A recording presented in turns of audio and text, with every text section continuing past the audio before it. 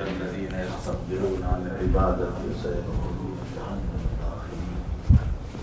صدق الله العظيم. اللهم صل على سيدنا حبيبنا وشفيعنا وسندنا مولانا محمد وبارك وسلم. اللهم صل على سيدنا حبيبنا وشفيعنا وسندنا مولانا محمد وبارك وسلم.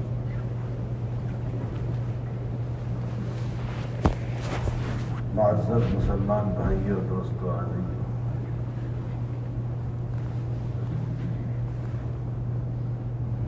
انسان کو اس دنیا میں اللہ نے بسایا ہے تو اس کی ضرورت کی چیزیں بھی اللہ نے عطا فرمائی.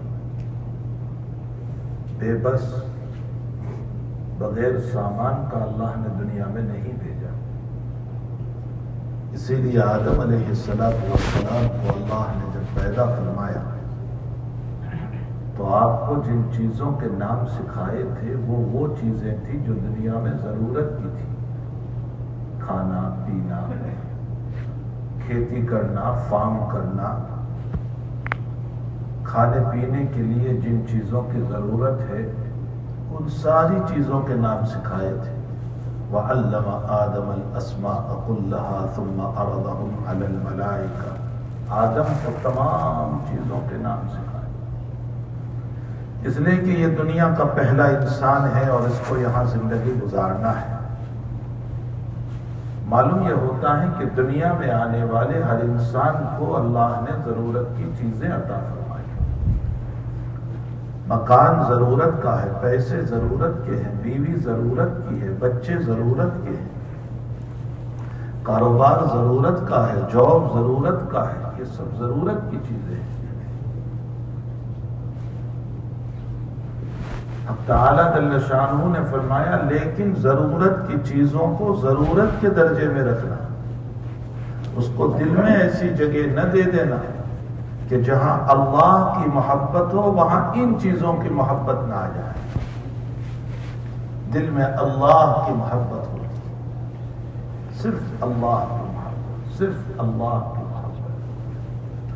نبی اکرم صلی اللہ تعالی علیہ وسلم فرماتے ہیں کہ مجھ پر سب سے زیادہ احسان، سنو، سب سے زیادہ احسان میرے ابو بکر کا ہے، اور میں نے سب کے احسان کا بدلہ ادا کر دیا. حضرت فرماتے ہیں جنہوں نے جو احسان مجھ پر کیا میں نے سب کا بدلہ ادا کر دیا، لیکن میرے ابو بکر کا بدلہ میں ادا نہیں کر سکتا. صدیق کے بڑے احسان.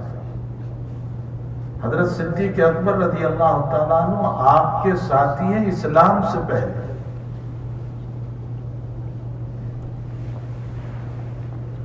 جب اللہ کے نبی علیہ السلام کو نبوت نہیں ملی تھی تو بھی ابو بکر ساتھی تھے،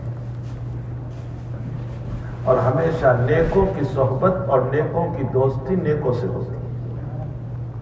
ابو بکر فطری طور پر نیک تھے. ابو بکر نے اپنی دور جاہلیت میں بھی کبھی کفر و شرک نہیں کیا. دور جاہلیت میں بھی کچھ لوگ تھے جو واقعتاً ابراہیم علیہ السلام کی شریعت پر تھے، انہوں نے کچھ نہیں. حضرت زید بن عمرو بن نفیل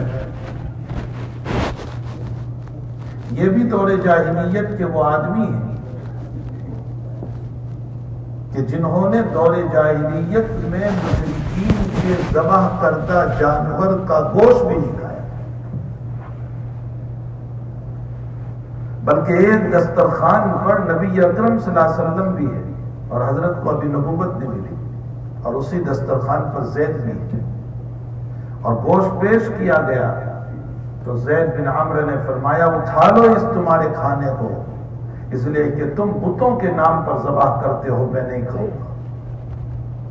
دور جاہلیت میں بھی کچھ لوگ تھے کہ سارے کے سارے لوگ جو ہیں سب بت پرست تھے. ابو بکر صدیق انہی میں سے.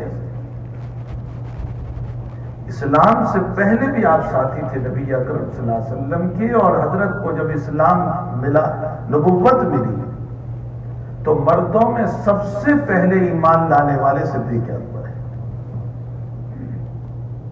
عورتوں میں خدیجۃ الکبریٰ ہے رضی اللہ تعالی عنہ، اس لیے کہ حضرت جو پہلی وحی لے کر آئے تھے اقرأ باسم ربک کی، وہ اپنی بیوی ہی کے پاس آئے تھے، خدیجۃ الکبریٰ کے پاس آئے تھے، اور خدیجہ کے سامنے سارا واقعہ بیان کیا، اور خدیجہ نے آپ کو تسلی دی تھی، اس لیے کہ خدیجہ جانتی تھی کہ میرے ساتھ اس کی زندگی گزر رہی ہے، یہ سچا ہے، یہ کبھی جھوٹ نہیں بولتا، ایک دم سے کیسے اقرار کر لے گی، لیکن پہلے سے تجربہ تھا. صدیق حضرت خدیجہ کے نکاح کا واقعہ جو لکھا ہے محدثین نے، وہ یہ کہ خدیجہ تو مکے کی بہت بڑی تاجرہ عورت تھی، تجارت کرنے والی، اور نبی علیہ السلام بھی تجارت کرتے تھے. اس زمانے میں شام جاتے تھے، یمن جاتے تھے، اور جب شام گئے ہیں اور وہاں کے عیسائی علماء نے آپ کی نبوت کی گواہی دی اور یہ کہا کہ آپ کی پیشانی میں نور نبوت معلوم ہو رہا ہے، اور نبی آخر الزمان آپ ہی ہونے والے ہیں، اس لیے کہ بادل سایہ کر رہا ہے، درخت کا سایہ کر رہا ہے. اور نبی علیہ السلام کے ان معجزات کو جنہوں نے دیکھا انہوں نے آ کر خدیجہ کو کہا، اور یہ بھی کہا کہ یہ محمد بڑا امانت دار ہے. اور اس پر خدیجہ نے پھر یہ پیشکش کی پہلے کہ آپ مختصر کاروبار کرتے ہیں، اس کے بجائے آپ میرے ساتھ پارٹنر بن جائیں، جوائنٹ ہو جائیں، محنت آپ کی ہوگی، پیسہ میرا ہوگا، اور جو کچھ نفع ہوگا وہ آدھا ہوگا. نبی علیہ السلام نے تسلیم کر لیا، مان لیا، اور آپ کا پہلا سفر ہوا ہے شام کا خدیجہ کا مال لے کر. تو خدیجہ کا غلام بھی ساتھ ہے جو خدیجہ نے خدمت کے نام سے بھیجا تھا، لیکن حقیقتاً اس لیے بھیجا تھا کہ راستے کی باتوں کو دیکھے. اور اس غلام نے آ کر کے کہا کہ میں نے اس جیسا امانت دار نہیں دیکھا، اس کے لیے آسمانوں نے سایہ کیا، اس کے لیے درختوں نے سایہ کیا. اور پھر خدیجہ نے پیشکش کی، نکاح کہ میں چاہتی ہوں کہ آپ مجھ سے نکاح کر لیں. اور اس پر پھر آپ کے چچا ابو طالب نے حضور پاک صلی اللہ علیہ وسلم کے فضائل اور مناقب بتائے، اور خدیجہ کے چچا نے خدیجہ کے فضائل بتائے، اور پھر آپ کا نکاح ہوا، اور آپ کا نکاح ابو طالب نے کرایا. اور اس طرح پر خدیجۃ الکبریٰ رضی اللہ تعالیٰ عنہا نے اپنا سارا مال حضور کی خدمت میں پیش کر دیا. قرآن کریم میں اللہ تعالیٰ نے اس کو یوں فرمایا، أَلَمْ يَجِدْكَ يَتِيمًا فَآوَى وَوَجَدَكَ ضَالًّا فَهَدَى وَوَجَدَكَ عَائِلًا فَأَغْنَى. آپ تنگدست تھے، آپ غریب تھے، میں نے آپ کو مالدار بنایا خدیجہ کے ذریعے سے. خدیجہ کے دل میں محبت اللہ نے ڈالی. اسی لیے قرآن کریم میں جب اللہ تعالیٰ نے یہ آیت اتاری کہ اللہ قادر ہے کہ آسمانوں سے عذاب اتار دے، جب یہ آیت اتری تو فوراً نبی علیہ السلام نے فرمایا اعوذ بوجہک، کہ اللہ میں تیری ذات سے پناہ چاہتا ہوں تو عذاب نہ اتار. سفیان ثوری رحمت اللہ علیہ جب اس حدیث کو نقل کرتے ہیں تو ہم سب کو کہتے ہیں کہ تم بھی جب اس آیت کو پڑھو، من فوقکم، اللہ قادر ہے کہ اوپر سے عذاب اتار دے، تو تم سب بھی بولو اعوذ بوجہک، اے اللہ ہم تیرے عذاب سے پناہ چاہتے ہیں. کہو یہ بات، اے اللہ ہم تیرے عذاب سے پناہ چاہتے ہیں، تو قادر ہے اوپر سے اتارنے. او من تحت ارجلکم، اللہ کہتا ہے میں قادر ہوں کہ زمین کے اندر سے عذاب نکالوں. نبی علیہ السلام نے فوراً فرمایا اعوذ بوجہک، اے اللہ میں تجھ سے پناہ چاہتا ہوں. ہم بھی کہیں گے اے اللہ ہم تیری ذات سے پناہ چاہتے ہیں. او یلبسکم شیعا ویذیق بعضکم بعض بعض، اور فرمایا تیسرا عذاب یہ ہے، اللہ کہتا ہے میں آپس میں اختلاف پیدا کر دوں گا، تمہارے اندر اختلاف ہو جائے گا. اس تیسرے جملے پر نبی اکرم صلی اللہ علیہ وسلم نے فرمایا ہادہ ایسر، یہ اللہ پر بہت آسان ہے۔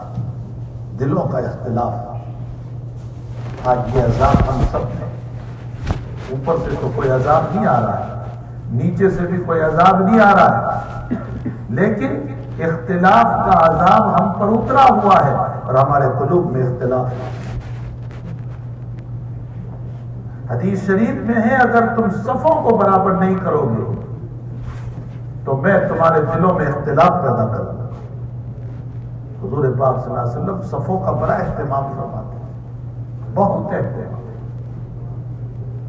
تو بہرحال میں یہ کہہ رہا تھا کہ یہ ساری چیزیں اللہ تعالیٰ نے ضرورت کے لیے بنائی ہیں۔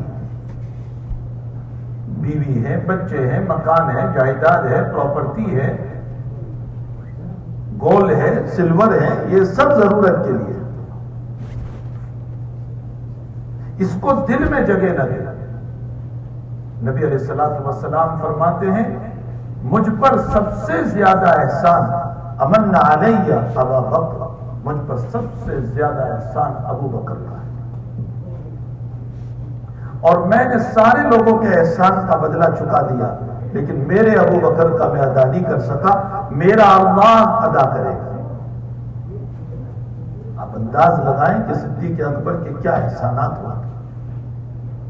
جب ہجرت کے موقع پر لے کر چلے ہیں اور غار ثور میں 3 دن چھپے ہیں اور دشمن آ گئے ہیں اور خطرہ ہے کہ ابھی پکڑ لیں گے، اور صدیق کا کلیجہ کانپ رہا ہے، اور حضرت کو فرمایا کہ دشمن ہے اللہ کے نبی، اگر دیکھ لیا تو گردن کا مسئلہ ہو جائے گا۔ نبی علیہ السلام کو تسلی دیتے ہوئے فرمایا لا تحزن ان اللہ معنا، ابو بکر غم نہ کر، تیرے اور میرے ساتھ اللہ ہے، ہمارے ساتھ اللہ ہے۔ اور جس حفاظت کے ساتھ ابو بکر لے کر چلے ہیں مدینے تک، اللہ تعالیٰ یہاں حزن کا لفظ استعمال کیا، لا تحزن، اور حزن کا تعلق دوسروں سے ہوا کرتا ہے۔ میری فکر ہو تو خوف ہے، اور آپ کی فکر ہو تو حزن ہے، غم ہے۔ اللہ نے حزن کا لفظ استعمال کیا، لا تحزن۔ معلوم ہوتا ہے ابو بکر کو اپنی فکر نہیں تھی، ذات اقدس کی فکر کہ اس اللہ کی امانت کو لے کر چلا ہوں، اگر اس کو کوئی تکلیف ہو گئی تو میں اللہ کو جواب کیا دوں۔ قاضی یاد رحمت اللہ علیہ نے اس حدیث کے تحت میں لکھا ہے، سنو اور غور سے سنو اس بات کو اور دل پر نقش کر لو۔ ابو بکر کو فکر نبی اکرم صلی اللہ علیہ وسلم کو تھی کہ اس امانت کو لے کر کے چلا ہوں، اس امانت کو اگر کوئی تکلیف ہو گئی تو اللہ کو جواب کیا دوں گا۔ قاضی یاد فرماتے ہیں اسی نبی کی امانت اللہ نے اس امت کے حوالے کی ہے، قیامت میں اللہ ہم سے پوچھے گا کہ اللہ کے نبی کی اس امانت کو تم نے کیسے حفاظت کی تھی۔ آج ہم امانت کو کیسے ضائع کریں؟ جو دین، جو شریعت، جو کتاب اللہ نے ہمیں دی، ہم اس کو کیسے ضائع کریں؟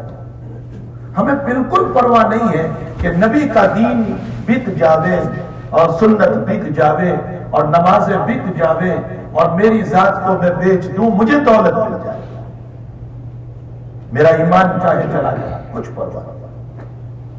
قاضی یاد رحمت اللہ علیہ فرماتے وہاں ذات اقدس کی فکر تھی، یہاں ہمیں شریعت کی فکر ہونا چاہیے کہ اللہ کے نبی علیہ السلام کی شریعت برباد نہ ہو جائے، تباہ نہ ہو جائے، ورنہ قیامت میں ہم اللہ تعالیٰ کو کیا جواب دیں کہ میری نظروں کے سامنے لوگ مرتد ہو رہے تھے، میری نظروں کے سامنے لوگ دین کو چھوڑ رہے تھے، میری نظروں کے سامنے لوگ نمازوں کو ضائع کر رہے تھے، میری نظروں کے سامنے سنتوں کی مذاق اڑائی جا رہی تھی، اور میں بالکل خاموش تھا، بلکہ میرے دل پر کبھی کوئی جھنجھناہٹ بھی پیدا نہیں۔ اللہ کرے کہ ہمارا دل جو مردہ ہو چکا ہے وہ زندہ ہو جائے، اور ہمارے دلوں پر وہ فکر پیدا ہو جائے کہ نبی کا دین محفوظ ہو۔ بہرحال ذات اقدس صلی اللہ تعالیٰ علیہ وسلم نے فرمایا سب سے زیادہ مجھ پر احسان میرے ابو بکر کا ہے، اس کا حق، اس کا بدلہ اللہ ہی ادا کرے۔ اگلا جملہ لو كنت اتخذت خليلا لاتخذت ابا بکر خلیلا ولكن اتخذني الله خلیلا. اگر میں اپنے دل کے بیچ میں کسی کو جگہ دیتا تو میں ابو بکر کو دیتا. عائشہ کو نہیں کہا, ام سلمہ کو نہیں کہا, کسی کو نہیں.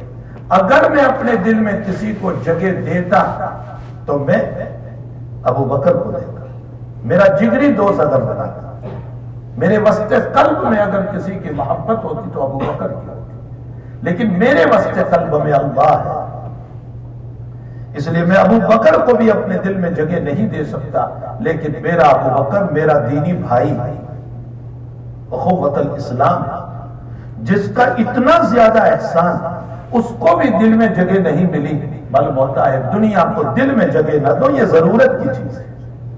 یہ بیوی, یہ بچے, یہ کاروبار, یہ جاب, یہ دکان, یہ مکان, یہ سب ضرورت کی چیز ہے. علامہ رومی رحمۃ اللہ علیہ نے معارف مثنوی میں اس کو بہت اچھے انداز میں سمجھایا کہ دیکھو, کشتی اور بوٹ کے چلنے کے لیے پانی ضرورت کی چیز ہے, اس کے بغیر تو بوٹ چل نہیں سکتی. بغیر پانی کے کیسے چلے گا؟ تو پانی ضرورت کی چیز ہے, لیکن بوٹ کے باہر پانی اچھا ہے. اگر پانی بوٹ میں آ جائے تو بوٹ کے لیے ہلاکت ہے, اسٹیمر کے لیے ہلاکت ہے. تو پانی ضرورت کی چیز ضرور ہے, بوٹ اور پانی اسٹیمر کے لیے اور کشتی کے لیے, لیکن وہ باہر ہے. اگر اندر آ جائے گا تو کشتی ڈوب جائے گی, ہلاک ہو جائے گی, بیٹھنے والے ہلاک ہو جائیں گے. اسی طرح ساری دنیا ضرورت کی چیز ہے, لیکن دل سے باہر اگر دل میں داخل ہو گئے تو ہلاکت کا ذریعہ ہو جائے, بربادی کا ذریعہ ہو جائے. اور پھر وہ بربادی کیسی ہوگی؟ ظلمات بعضها فوق بعض اذا اخرج يده لم يكن يراها ومن لم يجعل الله له نورا فما له من نور. یہ مختصر وقت میں قرآن کو کیسے کھولوں؟ اللہ بیان کر رہا ہے کہ جب انسان گناہوں کے دلدل میں پھنستا ہے اور دنیا کی محبت کو دل میں جگہ دے دیتا ہے تو پھر وہ گناہوں کے اندھیرے پر اندھیرے, اندھیرے پر اندھیرے میں جاتا ہے, حتیٰ کہ اتنا اندھیرا کہ جیسے ظاہر میں اندھیرا ہوتا ہے اور اپنا ہاتھ یوں نکالے تو اندھیرے میں اپنا ہاتھ بھی نظر نہیں آتا. اللہ مثال دے رہا ہے, ایگزامپل دے رہا ہے. اذا اخرج یدہ لم یکن یراہا, اپنا ہاتھ یوں نکالے تو اپنا ہاتھ بھی نہیں دیکھ پاتا اندھیرے میں. فرمایا گناہوں کا اندھیرا بھی جب اسی طرح چھا جاتا ہے تو پھر انسان کو ہدایت کا راستہ نظر نہیں آتا. جیسے ظاہری اندھیرے میں اپنا ہاتھ نظر نہیں آتا, باطنی اندھیرے کے اندر انسان کو ہدایت کا راستہ نظر نہیں آتا. پھر اس کو گناہ اچھا لگتا ہے, نیکی بری لگتی ہے. پھر اللہ کی محبت بری لگتی ہے اور اللہ کی عداوت اچھی لگتی ہے. میرے بھائیو, سیدنا عبد القادر جیلانی رحمۃ اللہ علیہ فرماتے ہیں جنت اپنی جگہ ہے, لیکن اس کا نمونہ دنیا میں بھی ہے کہ جب انسان نیک بنتا ہے, صالح بنتا ہے اور دنیا کو ضرورت میں رکھتا ہے اور دل میں جانے نہیں دیتا تو اللہ دنیا میں بھی سکون دیتا ہے. یہ دنیا کا سکون جنت کا نمونہ ہے. اور جہنم اپنی جگہ ہے, لیکن جہنم کا نمونہ دنیا میں بھی ہے کہ جب انسان دنیا کو اپنے دل میں جگہ دے دیتا ہے اور اس کی وجہ سے رات دن گناہوں کو کرتا چلا جاتا ہے تو جہنم کی آگ کو اپنی جگہ ہے, لیکن اللہ دنیا میں بھی بے چینی قائم کر دیتا ہے. پھر اس کی رات بھی بے چینی میں, پھر دن بھی بے چینی, پھر نیند نہیں آتی, پھر سکون نہیں ہے, پھر پریشانیاں ہیں, دل میں اضطراب ہے. ساری چیزوں کے ہوتے ہوئے پریشان اور بے چینی کا ایام گزارنا ہے. اس کا چین ختم ہو گیا, اس کا سکون ختم ہو گیا.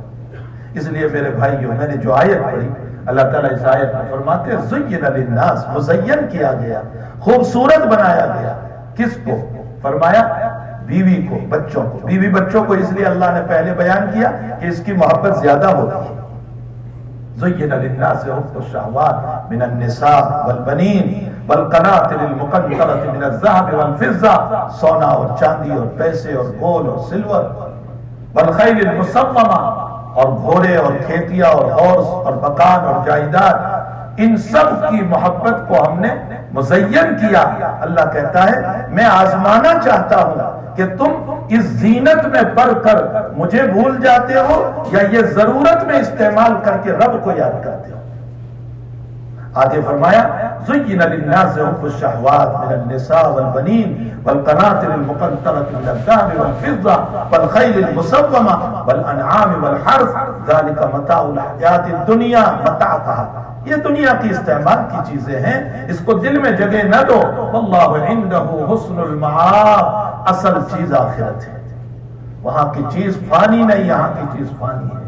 وہاں بیماری نہیں, یہاں بیماری ہے. وہاں زوال نہیں, یہاں زوال ہے. وہاں کمزوری نہیں, یہاں کمزوری ہے.